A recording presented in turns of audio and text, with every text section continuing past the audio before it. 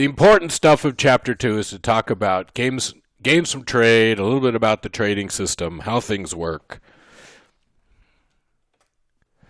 These two guys on our screen, the guy on the far right is Adam Smith. We've seen him before. 1776, Wealth of Nations. The guy to his left is a man named David Ricardo. Published his book in 1815. And it's from these two guys that we changed our whole theory of how trade worked. Before these two gentlemen, economists believed that whenever there was a trade, and it didn't matter whether it was between two people or between two countries, whenever there was a trade, there was always a winner and a loser from that trade. That trade benefited one party and hurt the other party. These two folks come along and say, that's wrong. So Adam Smith, 1776, David Ricardo, 1815. And the reason that they say this is simple. The trades we make are voluntary. When I decide to go to Subway and spend some money and buy a sandwich, or farmers in the United States sell soybeans to cattle producers in China. Those are voluntary exchanges. Nobody forces me to go to Subway. And if I walked into Subway and they had raised their prices and a sub was $10, I'm walking out. There's no law that says I have to buy that sandwich if I don't think it's worth it. Okay? Same with the farmers. There's no... The people in China are buying our soybeans because they need soybeans to feed their cattle, and our soybeans are available, high quality, good price. They buy them. Trade is voluntary. Because trades are voluntary, both sides win. You wouldn't engage in a trade that made you worse off because you get to choose. So if both sides are better off, then the way to make everybody better off is to maximize the amount of trade. There's two versions of this theory, one called absolute advantage, and that came from Adam Smith. And they didn't really, these are our names. So this theory of absolute advantage comes from Adam Smith, and the theory of comparative advantage comes from David Ricardo. Okay.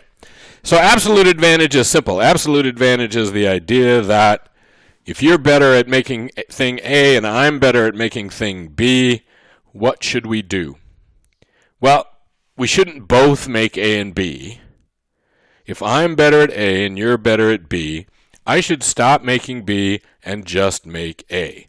And if they're better at making B than A, they should stop making A and just make B. And then we can trade. If I'm not good at something, I'm not going to make it very efficiently. And I'm better off making something that I can make efficiently. So imagine that you start up a business, and you and a friend are starting this business. Your friend's a great cabinet maker. You're the whiz-bang salesperson. So there's two of you, and there's two things that need done. You need to make the cabinets, and you need to sell the cabinets. Should both people do both things? No. The one who's really good at making the cabinet should make the cabinets. The one who's really good at selling stuff should sell stuff. And that way, the partnership will produce the best results. Do we agree? Same thing true for a country. If the United States is good at something and China is good at something, we should specialize and work really hard at what we're good at. We should hope that they specialize, work really hard at what they're good at, and then we trade with each other. This is absolute advantage. Both parties are better at something than the other. What David Ricardo showed us is comparative advantage. David Ricardo showed that even if one country is better at everything than the other country, they should still specialize in trade. So imagine you have the doctor here down the bottom of our screen. She's a better doctor than the staff who works in her front office, so she should be doctor and stuff, but she's also probably better at doing the paperwork. And if she worked in the front office, she'd probably do a better job in the front office then. So does that mean because she's better at her front office job than her front office worker, she should only doctor half the day and do paperwork the other half of the day? No, that makes no sense, right? She should specialize in what she's really the best at, where she can make the most money. She should hire other people who aren't as good as her, but she's still going to be better off, right? If you only doctor half a day, you only make money half a day. If you're the doctor the whole day, you can afford to pay some staff to work for you, and you still probably end up making more money, okay? So comparative advantage says even if you're better at everything, you still shouldn't try to do everything. You should figure out what you're the best at and specialize in what you're the best at. Okay? Can we demonstrate mathematically that trade can make everyone better off? Indeed, we can. So it's not something we usually do in macro class. It's something we do in micro class. But we can go through and mathematically show that we can make everybody better off when we trade. Can make. It doesn't necessarily mean that always is the way it works, but we can make everybody better off if we trade. Okay? But remember, to gain from trade, we have to specialize. It doesn't do us any good, does not do us any good to try to do everything. A country should specialize in what that country is good at. How expensive would it be for us to try to grow coffee and chocolate and tea in the United States? Right? We grow a little bit of that stuff in Hawaii, but really, how expensive would it be to try to figure out a way in the United States to grow all this food that comes from tropical places, to grow bananas, to grow... It's way better for us to specialize in things we're good at and then trade with countries that are good at making coffee and good at making tea and good at making chocolate. Okay? All right. And then the point is you have to trade. And the more you trade, the more better off you'll be. So you specialize, and then you try to trade as much as you can. Right? The more you trade, the more better off you'll be.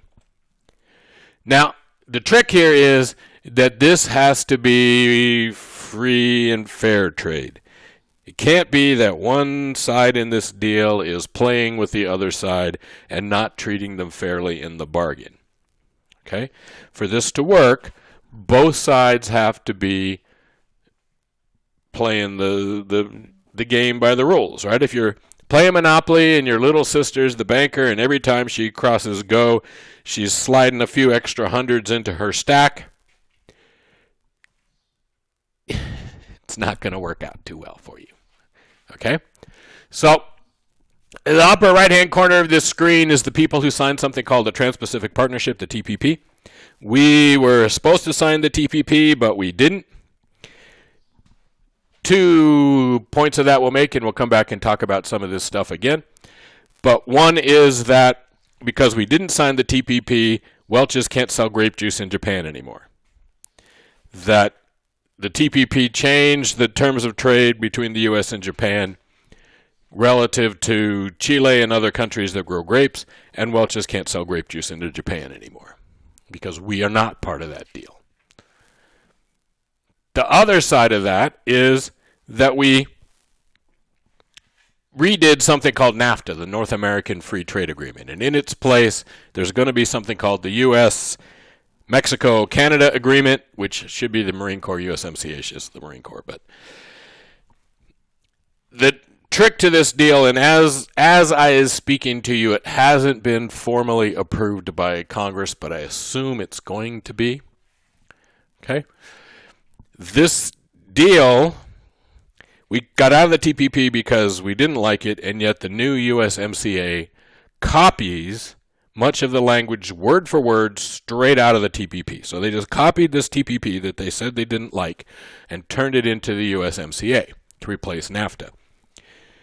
Now, what's the what's the deal? Why'd we not do the TPP and why'd we redo NAFTA? Well, one reason that we ditched the TPP, and probably the primary reason we ditched the TPP, is that it's hard to enforce. What's the enforcement mechanism? How do you make sure that when you set up these rules, that countries like China actually follow the rules? And the sense was that there was no way to make sure China was following the rules. Okay? Why'd we redo the North American Free Trade Agreement? Well, the North American Free Trade Agreement is old. It was negotiated in the 90s. And it doesn't take into account things like intellectual property. So patents and copyrights weren't protected very well by the USMCA. So we took the language from TPP that protected patents and copyrights. So by not being in TPP, we don't have that added patent and copyright protection with China and other countries. And we're trying to negotiate that now separately. Okay? But it's all about, can we make people follow it? Can we make them treat us fair? Can we make them not steal our patent technology or whatever? Okay? So when you hear these trade disputes, the trade dispute is, are we treating each other fair? Do we have an agreement? And then how do you make sure we follow the agreement? There's a new agreement that we're just put together with China, and they only have to do stuff. They agreed to do some stuff, but only for 2 years and only if market condition. We're still in that boat of how do you know they're going to comply or not comply? Okay? All right. So how do we make our economy work? Economic coordination. The picture on the right there is the old Soviet Union. In their system, the government tightly controlled what happened. The government said to each person, this is your job, and that was your job. You got to do the job that the government said you should do. Factories did what the government told them to do. Right? We believe this system was highly inefficient, and we'll maybe talk about that a little bit more here. Our system, that's us on the left, is different. Our system is based on this idea that there are independent businesses out there. They get to make their own choices. Imagine there's 30 million businesses in the United States. You don't have to imagine that, it's actually true. So there's 30 million businesses in the United States. Imagine if the government had to try to figure out what they were going to buy, what they were going to make, and what they were going to sell to. So you're a steel mill. Where are your ingredients coming from? And can you get those ingredients out of the ground and whatever? Who's going to do that? How are those going to be transported to the steel mill? What products does the steel mill have to make? There's all kinds of different kinds of steel. There's all kinds of different kinds of shape. What does the steel mill need to produce? And then who's it going to sell to? Imagine somebody up in the government is having to make all of those decisions for 30 million businesses. All right? It's just not going to work very well.